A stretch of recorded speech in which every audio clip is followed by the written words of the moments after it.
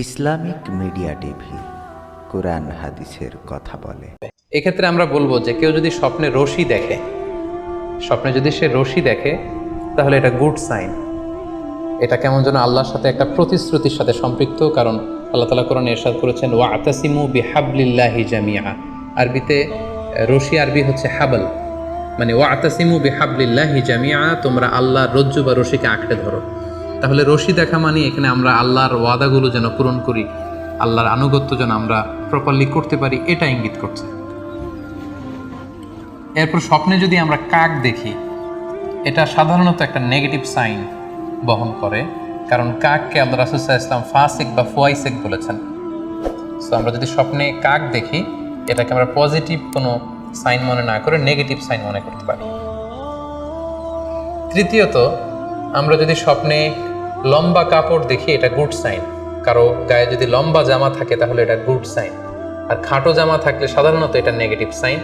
এক্ষেত্রে আমরা সহিহ বুখারীর একটি হাদিসকে উল্লেখ করতে পারি। আল্লাহর হাবিব সাল্লাল্লাহু আলাইহি ওয়াসাল্লাম বলেছেন যে আমার সামনে অনেক মানুষকে পেশ করা হলো, তাদের কারো জামা নাভি পর্যন্ত, কারো জামা হাঁটু পর্যন্ত, কারো জামা পা পর্যন্ত। আর সেক্ষেত্রে ওমরে ফারুককে দেখলাম যে এত লম্বা জামা পরে সে হেঁটে যাচ্ছে, সে তার জামা টেনে টেনে নিয়ে যাচ্ছে। তো সাহাবারা বললেন, মা আউয়ালতাহু ইয়া রাসূলুল্লাহ, হে আল্লাহর রাসূল, আপনার এই স্বপ্ন থেকে আপনি কি বোঝাতে চাইলেন? আল্লাহ রাসূল সাল্লাল্লাহু আলাইহি ওয়াসাল্লাম বললেন, আউয়ালতুহু আদ-দীন, এটা দ্বারা আমি দ্বীনদারি বোঝাতে চাইলাম।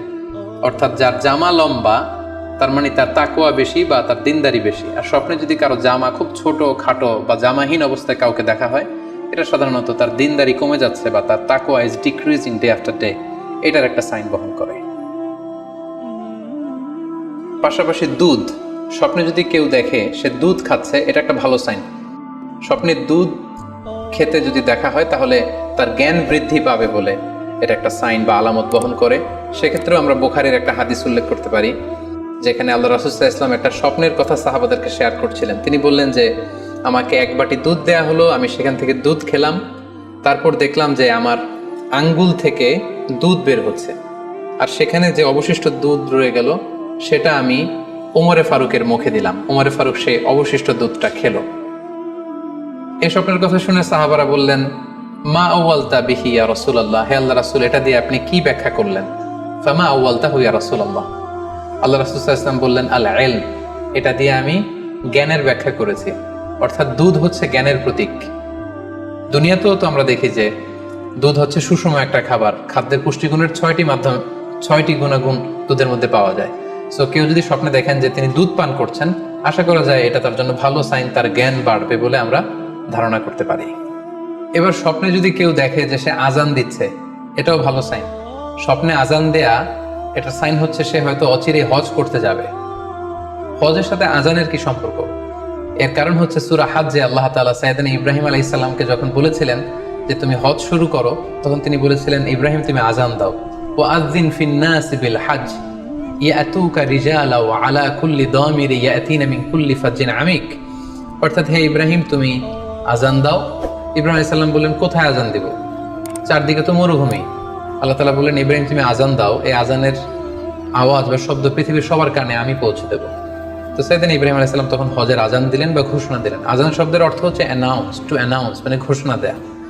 সো আপনি যদি স্বপ্নে দেখেন যে আপনি আজান দিচ্ছেন বা কেউ আজান দিচ্ছে, তাহলে সে অচিরেই হজ করবে বা হজ রিলেটেড কোনো একটা ব্যাখ্যা হতে পারে। এভাবে আজানকে হজের সাথে সম্পৃক্ত করা হয়েছে এবং এটা ভালো একটি স্বপ্ন। এবার স্বপ্নে যদি কেউ গর্ত দেখে যে সে গর্ত খুঁড়ছে বা তার জন্য কেউ গর্ত খুঁড়ছে, এটা ষড়যন্ত্রের সাথে সম্পৃক্ত। কেননা আরবি প্রবাদে আছে যে মান হাফারা হুফরাতান ওয়াকা ফিহা, কেউ যদি কারো জন্য গর্ত করে তাহলে সেই গর্তে সে নিজে আগে পড়বে। তাহলে গর্ত করা মানে অনেকটা কারো বিরুদ্ধে শত্রুতা করা বা ষড়যন্ত্র করার একটা চিহ্ন বহন করে। এবার স্বপ্নে যদি কেউ নৌকা দেখে বা শিপ দেখে, জাহাজ দেখে যে সে জাহাজে আরোহণ করছে বা নৌকায় আরোহণ করছে, এটা তার জন্য একটা ভালো সাইন। সে কোনো বিপদ থেকে মুক্তি পাবে বলে ধারণা করা যেতে পারে। কারণ সূরা আনকাবুতের 15 নম্বর আয়াতে আল্লাহ বলছেন, ফাআনজাইনাহু ওয়া আসহাবাস সাফিনাতি ওয়া জাআলনাহা আয়াতাল লিল আলামিন। অর্থাৎ আমি নূহ আলাইহিস সালাম এবং তার সাথে ঈমানদার সবাইকে আমি এই নৌকায় উঠিয়েছি এবং মহাপ্লাবন থেকে তাদেরকে আমি বাঁচিয়েছি। আর এই মহাপ্লাবনকে আমি গোটা বিশ্বের জন্য একটা নিদর্শন করে রেখেছি। সো নৌকায় ওঠা বা জাহাজে ওঠা, কোনো শিপে বা লঞ্চে ওঠা, এটা আপনি বিপদ থেকে মুক্তি পাবেন and you are in the safe zone, এই ধরনের একটা ইঙ্গিত বহন করে। ইমাম মুহাম্মদ ইবনে সিরিনের কাছে এক লোক এসে বলল যে, ইমাম, রাআইতু কাআন্নী আহরুসু আরদান লা তুমবিত। হে ইমাম, আমি স্বপ্নে দেখেছি যে আমি একটি শস্য ক্ষেত্র চাষ করছি কিন্তু কোনো ফসল হচ্ছে না, এটার মানে কি?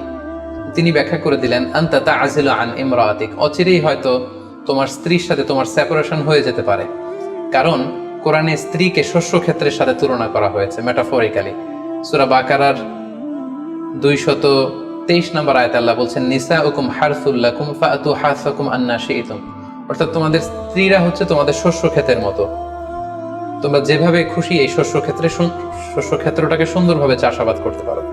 তাহলে শস্য ক্ষেতের সাথে বা ক্রপ ল্যান্ডসের সাথে আপনার স্ত্রীর সাথে সম্পর্ক হওয়া বা সেপারেশন হওয়া, এইভাবে ইঙ্গিত নেওয়া যেতে পারে। সবশেষে একটি ঘটনা উল্লেখ করার মধ্য দিয়ে আমরা এই সিম্বলিক বা আইকনিক ব্যাপারটা শেষ করতে চাই। সেটি হচ্ছে, ব্যক্তির ভিন্নতার কারণে কিন্তু স্বপ্নের ব্যাখ্যাও ভিন্নতা হতে পারে। ব্যক্তি ভিন্নতার কারণে স্বপ্নের ব্যাখ্যাও ভিন্ন হবে। একই স্বপ্ন দুইজন লোক দেখলো, দুইজনের স্বপ্নের ব্যাখ্যা কিন্তু দুরকম হতে পারে। সেক্ষেত্রে আমরা মুহাম্মদ ইবনে সিরিনের একটা ঘটনা উল্লেখ করতে পারি। মুহাম্মদ ইবনে সিরিনের কাছে এক লোক এসে বলল যে, আমি স্বপ্নে দেখেছি আমি আজান দিচ্ছি, এটার ব্যাখ্যা কি? উনি বললেন, তুমি হজ করতে যাবে। তার কিছুদিন পরে আরেক লোক এসে একই স্বপ্ন দেখলো, তিনি বললেন যে, আমি স্বপ্নে দেখেছি যে আমি আজান দিচ্ছি। তো তিনি বললেন, চুরিতে তোমার হাত কাটা যাবে। তো ওনার ছাত্ররা দুইজন লোকের কাছে দুই ধরনের উত্তর দেওয়ার কারণে অবাক হয়ে জিজ্ঞেস করলেন যে, হে ইমাম, একই স্বপ্ন দুইজন দেখলো কিন্তু আপনি এক একজনকে এক এক উত্তর কেন দিলেন? তো তিনি বললেন যে, এই দুইজনকে আমি চিনি এবং তাদের ব্যক্তিগত জীবন সম্পর্কে আমি জানি।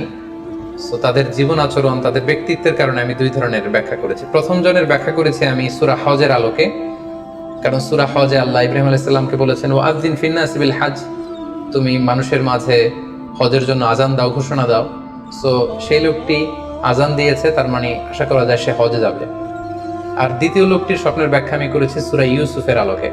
সূরা ইউসুফে একটি আয়াত আছে, সুম্মা আযানা মুআযযিনুন আইয়াতুহাল আইর ইন্নাকুম লাসারিকুন। অর্থাৎ মিশরের কিং এর একটি পানপাত্র চুরি হয়ে গিয়েছিল। ইউসুফ আলাইহিস সালাম ইচ্ছা করে সেটা তার ভাই ইয়ামিনের খাদ্যের প্যাকেটের ভেতরে ঢুকিয়ে দিয়েছিলেন। আর তখন সেখানকার স্টাফরা বা সৈনিকেরা আজান দিয়েছিল, মানে ঘোষণা দিয়ে বলেছিল, হে ক্যারাভান, হে কাফেলার লোকেরা, তোমরা চুরি করেছো। তো তিনি মুহাম্মদ ইবনে সিরিন বললেন যে, দ্বিতীয় লোকটার ব্যাপারে আমি জানি, সে আসলে অসাধু একজন লোক এবং তার ক্ষেত্রে সে স্বপ্নে যেহেতু আজান দিতে দেখেছে, সে কখনো হজে যাবে না, বরং সূরা ইউসুফের আলোকে চুরিতে তার হাত কাটা যাবে। তো এভাবে আমরা কোরআন সুন্নাহর আলোকে বা স্কলারদের যে অভিব্যক্তি, সেগুলোর আলোকে স্বপ্নের মধ্যে থেকে যেগুলো সিম্বলিক, আইকনিক, যেগুলো ইঙ্গিতবহ, এগুলোর ব্যাখ্যা আমরা এভাবে করতে পারি। যাদের হৃদয়ে আছে আল্লাহর ভয়, তারা কভু পথ ভুলে যায় না। আল্লাহর প্রেম ছাড়া এই দুনিয়ায় কারো কাছে কোনো কিছু চায় না। রাতের আধারে যারা সেজদা